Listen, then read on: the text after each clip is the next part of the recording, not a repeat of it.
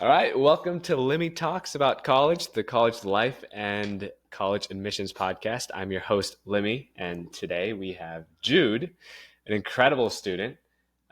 We actually reviewed his profile on TikTok. If some of you guys remember, Jude is an excellent Fortnite player as well as an amazing, um, what's the word, Oh, judoka. Yes. judoka. Yes. Judoka. Sick, sick. All right, Jude. Tell us a little bit about yourself. Yeah, so my name is Jude. I am an incoming freshman to UC Davis as a chemistry major. I've always lived in California. Ethnicity wise, I know that's important to some. I'm half Asian, half Middle Eastern. And yeah, that's a little about me. I've been playing Fortnite for 4 years, judo for 8 years, and those are my passions, along with chemistry. Tell me about those things. How'd you get into judo and Fortnite? Yeah, so for judo, actually, I've been doing that for 8 years. I was enrolled as my parents pretty much enrolled me. I didn't want to do it necessarily. And over 8 years, I feel the more hours you put in, I eventually just became really good at it. And so in my freshman and sophomore year, I ended up going to the Junior Olympics, where I was able to not do the best, fifth place, but hey, I was able to get to the Junior Olympics. What was it like being in the Olympics? What was it like? Um, you know, it wasn't anything special. I do have a slight like imposter syndrome, I guess you could say. I don't see myself as anything absolutely crazy. And so I was in a room full of junior Olympians. Everyone was equal. And so at most I was extremely nervous, yeah. Wow, that's insane, man. What about Fortnite? Tell me a little bit more about Fortnite as Fortnite? well. Yeah. Oh, so I started playing Fortnite 5 years ago. The day it first came out, I was like, sheesh, this game looks fun. I downloaded it. I played casually for about a year, and then I was like, you know what? It's either I become competitive in Fortnite or stop playing video games altogether. And so I was like, I want to play Fortnite. And so I continued that over the next 4 years. I put in upwards of 10,000 hours. I ended up becoming ridiculously good, and I played at the collegiate level. So Wow, man. I ended up being ranked, what, 459 at the peak out of over a million. Jeez. Man, that essay must have been crazy. I mean, if I were you, I would have been like, yeah, I can Grind bring some anybody. 90s. I'll, I'll, Yeah, I'll fight you in person. I'll fight you online. I don't care. What was exactly, your essay exactly. about? Yeah, so I focus on the UCs more so. I didn't really care about anything else. The UCs were just my main focus. Uh, Interestingly, UC Davis was my number one top pick. I think that's what makes me a little different than others. But my favorite essay, I forgot the topic, but I wrote about Fortnite and the process of winning a tournament and how I collaborated with other people and how I encouraged others and just was a leader, you know? That was my favorite essay, I'd say. Wow. Wow. So you mentioned that you got accepted to a number of universities. What were those universities?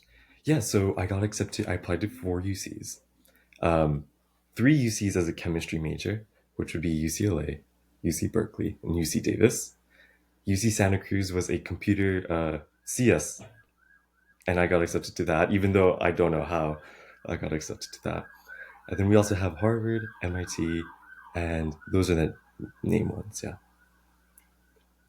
of course So what there's was it Duke. like? Yeah, What yeah. was it like opening those decision letters? Ooh, good question.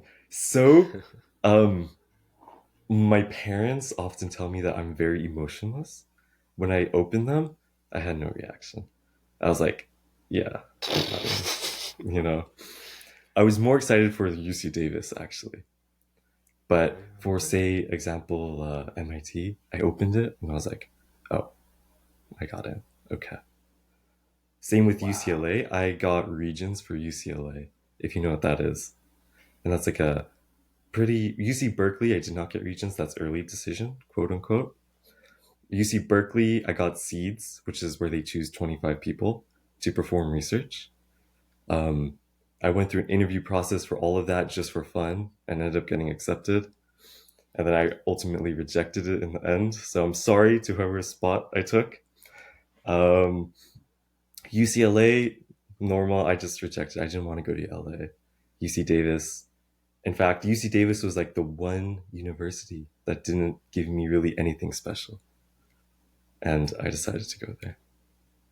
So let's do two questions. One, Yes. why UC Davis? And two, what do people say when you tell them that you got into Harvard and MIT, but chose to go to UC Davis? Ooh, okay. Well, for example, UC Davis. I chose UC Davis because as a chemistry major, I made a lot of my connections over the past 4 years in the Davis area, whether that be through research, which was my main focus. Um, I made a lot of connections and I didn't want to break them off. As I also want to pursue a PhD or maybe an MD, I haven't decided. And so my goal is to pursue that at a top five university, whether that be Stanford, MIT. I'm a strong believer in it's not where you start, it's where you end. When I tell people that I decided to go to UC Davis instead of the other ones, they look at me and they're like, "Are you crazy?" People legitimately. I opened my Instagram feed, and the first reel are people screaming that they got into UCLA. They're like, ah!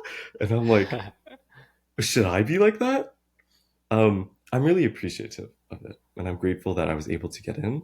But I just don't think they were the right pick for me.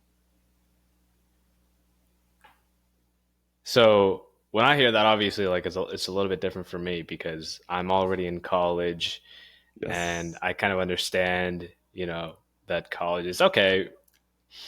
When you're at a certain level, top 30, top 40, it's like they all offer similar opportunities. But for Mm, someone that might be in high school or perhaps a parent who isn't too informed about the college admissions process and about colleges, if I were to hear your story, mm, I would just be completely flabbergasted. When you talk about MIT and Harvard, you think about the name value, you talk about yes. the global recognition, you talk about the millions of connections and the potential networking opportunities. You look at, everything, the whole package, and you're like this is a no-brainer for most people. Hmm.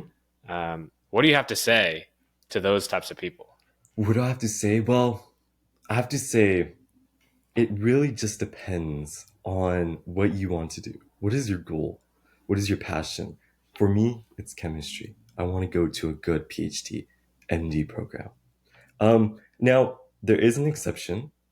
I do believe for engineering majors or computer science that name value represents a lot. And so if I was a CS major and I got into MIT or Harvard, I would 100% go there because that's your network and that's what's going to boost you into your job after your bachelor's. For me, my job, I'm not getting a job after my bachelor's. I'm going to go ahead and get a job after a PhD, MD. And so name value for me isn't so much in my bachelor's, but in the PhD or the MD. And that's where I really focus on and develop myself for. So why do you want to do an MD PhD? Why do I want to do MD PhD? Oh, I've heard this question so many times throughout my interview. Why MD PhD? Oh, good question. So I've always um, also had an interest in neuroscience and mental health awareness. And so through my MD or PhD, if I go the only MD route, I want to do neurosurgery. If I do MD PhD, I want to focus on developing neurotherapeutics for mental health disorders. And why is that? Why is that? Good question. Well, personally, I've been on the receiving ends of, various mental health illnesses and stuff like that. I It's a struggle to keep up your academic life and socialization life in 4 years that determine where you go in your bachelor's. So many people nowadays lose their um, mental health. They just get depressed or develop unhealthy coping mechanisms throughout those 4 years in high school because the only value that they have for themselves is where do they go for their bachelor's, and I don't believe that's right. Like I said, I'm a healthy believer or a strong believer in it's not where you start, it's where you end. And if you go to community college, UC Davis or MIT, we're all equal one way or another. Yeah, yeah, makes a lot of sense. Hmm. Um, so tell me a little bit more about. So we talked about essays briefly. So Yes. what was your common application essay about? Oh, so I have a lot of volunteer work. It wasn't about chemistry. I've had enough chemistry already. Um, I started off by talking about my passion to serve others.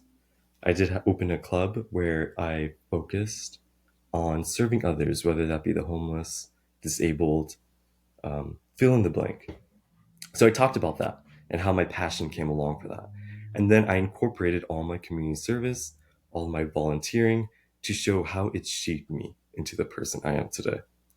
Um, it was very cliche, I would say, but I do believe that if there is a formula, you should juice out that formula and use it to get into whatever university you want. Mhm. And so that's what I What did. is that? Yeah. What is the formula? Well, the formula, I would say it would be, um, well, the formula is you start off with how or a major, something major that impacted you. And then from there, support or develop the essay into how it shaped you into the person you are today. So you start off with the main story, how it developed you, and what you want to accomplish in the future.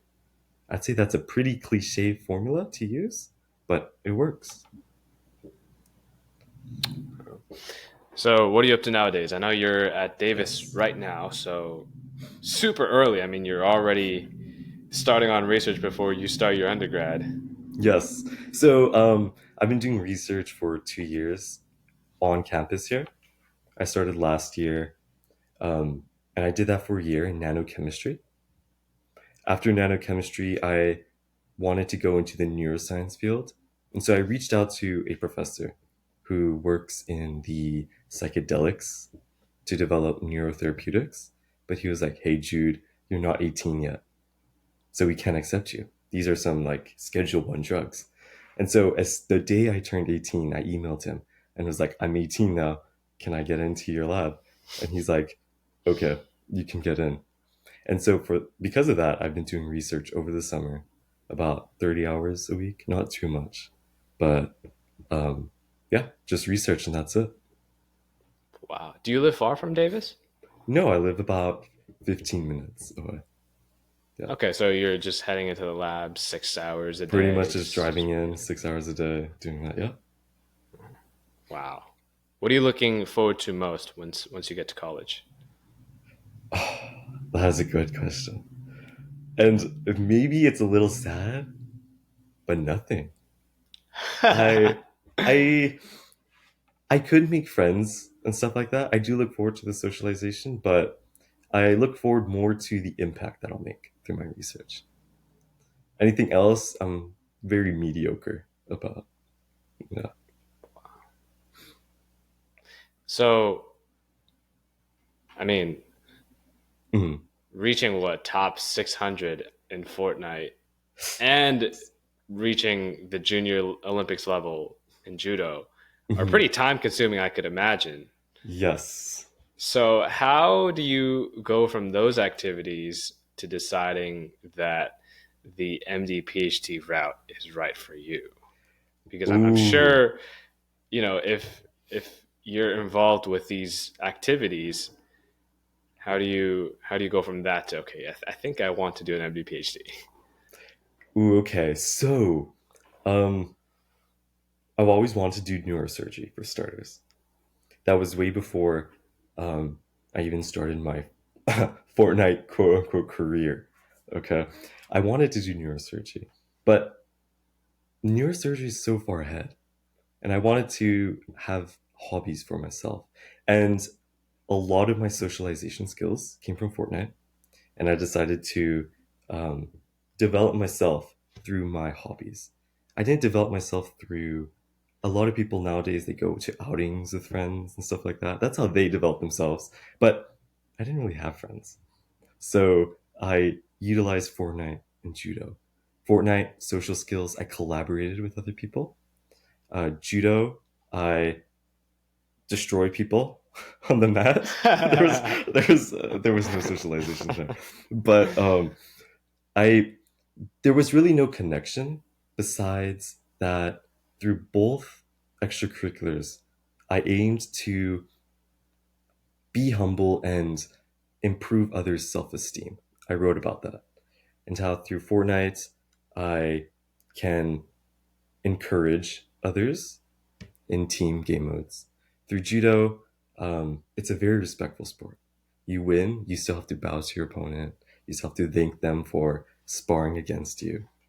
And so that's what I focused on: mental health, positivity. From Fortnite, though, I did include on my college application that I did co found an esports company.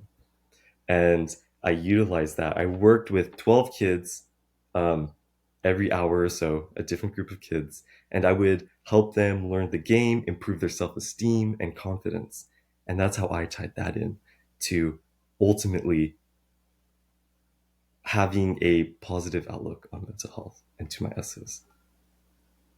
Makes sense. Wow. What's your opinion on kids that are obsessed with getting into a top university? I want to hear your perspective on this. My opinion,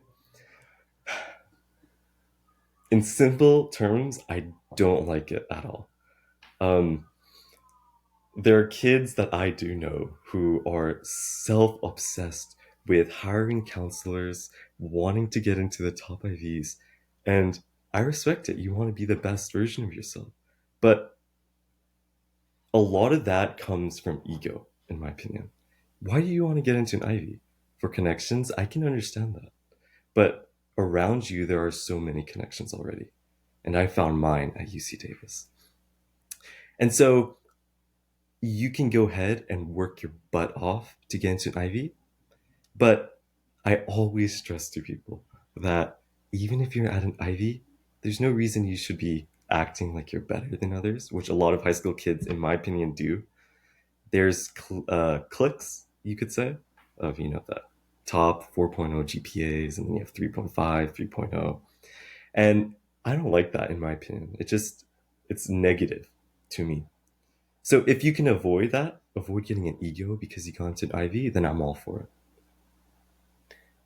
Was your high school competitive? Was my no, it was not. I had the top. I took 0 APs. I went straight up just to community college. My high school GPA was 4.89 because of the college classes. I took one high school class, and that's why it's not a 5. So we're in July now. It's been almost a year since you started the college application process. You've gone through the whole thing now. Mm-hmm. What are your thoughts? What Where are are my you? thoughts? It's fun. That's my, like, in 2 words, it's fun. You should enjoy the process. It took me 2 to 3 months. I love writing. I have a very philosophical outlook and write that way. And so I would catch myself using big words. And that was the hardest part for me, was not to write some essay that when you read it, Aristotle's like, wow, that's amazing. You want to appeal to the general population, to the essay readers. And so that was the hardest part for me. I think that you should enjoy yourself throughout the essay writing. Don't stress yourself. Where you go isn't always up to you. And you should just enjoy the process. Love the positivity. Yeah. It's awesome. It's awesome. So let me ask you this question. Mm-hmm. I would also want to hear what you have to think about this. So what do you think, because I know you're such a positive person, right? But if I had to ask you, what you think the worst part of the college application process was. The most unbearable, the part where you were like, oh man, this is rough. Ooh, What is that? the roughest part. Now, if I could, I would answer. There is no rough part. But if there was, if there was, I would say when you write the essay and you're trying to brag about everything you do, that to me is you have to find an equal balance of showing off or showcasing your skills and then also not going too overboard and displaying that you're some god tier human being. You should equal it out, volunteer community service, you like helping people, and then also, these are my accomplishments. That was the hardest part for me. I didn't really know how to balance it. And so because of that, I was like, you know what, Jude, take a deep breath, go into it nice and slow, just write what you want to write, and take a day or two, come back, read it again. And if it doesn't seem too egotistical, if it reads well and displays everything that you think needs to be shown, then it's good. And so that's how I took it. What keeps you motivated in general? And also, I guess the second question is what kept you motivated to push through the admissions process? Ooh, what kept me motivated? I'll be honest, nothing did keep me motivated. Uh, I believe that motivation is great, but discipline is also needed. You can't be motivated 24/7. And so I had to learn to be disciplined, not to gain weight while playing Fortnite 24 hours a day, to focus on my extracurriculars, my essays. Um, One thing that I do attribute would be that having a supportive environment is pretty critical. Having parents who will be like, hey, do you need anything? Stuff like that. I think that's, if there was something that motivated me, it was my parents. So, for the kids out there that don't have Mm-hmm. access to a stable household, what do you think is a good way for them to perhaps tap into a supportive environment that can provide them similar benefits? Mm. Now, that's a really rough question. Like I said, there's a lot of clicks. If you don't have a supportive household, um, well, I'll assume that you do have a good GPA, that you do accomplish what you want. If you want a supportive environment, find it, whether that be through friend groups, incorporate yourself into clubs. I found mine through Fortnite and having an online community. And so utilize platforms like Discord. Find people who are like you and who will support you through the process. Through Fortnite, I found lifelong friends. And maybe cringe or not, I look forward to meeting them in person. And so they've definitely supported me throughout. And also my girlfriend, of course. Ah. Yeah.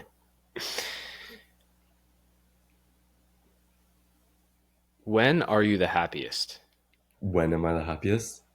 on a broad scale? When I have absolutely nothing to do.